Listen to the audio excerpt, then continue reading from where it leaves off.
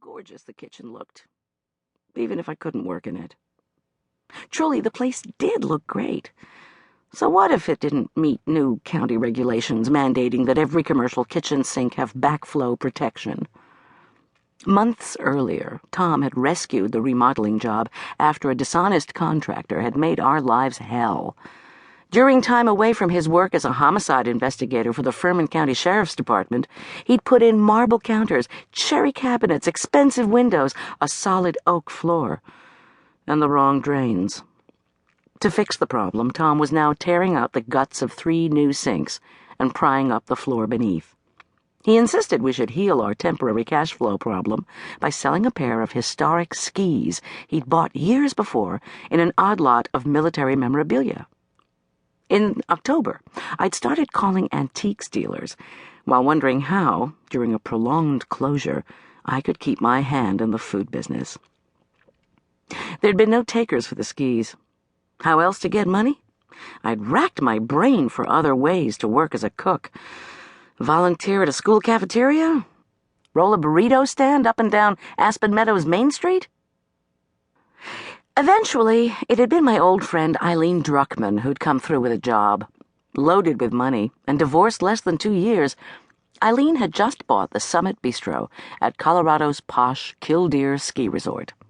Eileen, 40-ish, pretty and blonde, with cornflower blue eyes and a full, trembling mouth that had just begun to smile again, had hired a good-looking young chef named Jack Gilkey, whose food was legend in Killdeer. To Eileen's delight, she and Jack had quickly become an item personally as well as professionally. When I told Eileen my business woes, she and Jack had kindly offered me the position of co-chef at the bistro. But I couldn't work restaurant hours. 7 in the morning to midnight, 50 miles from home.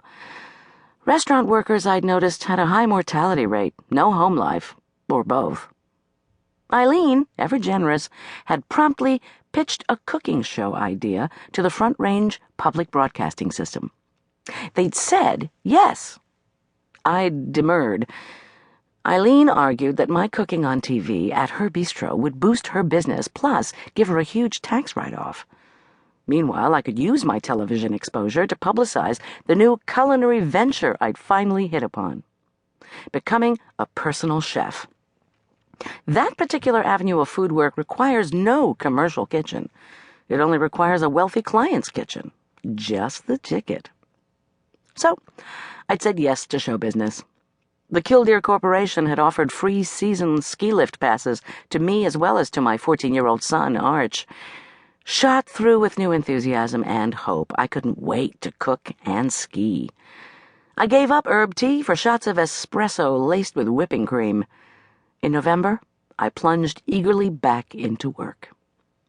Every Friday morning, I would appear at Killdeer's Summit Bistro to do my bit before the camera. At first I was nervous, and we did have a few mishaps. Thankfully, cooking at the top was taped.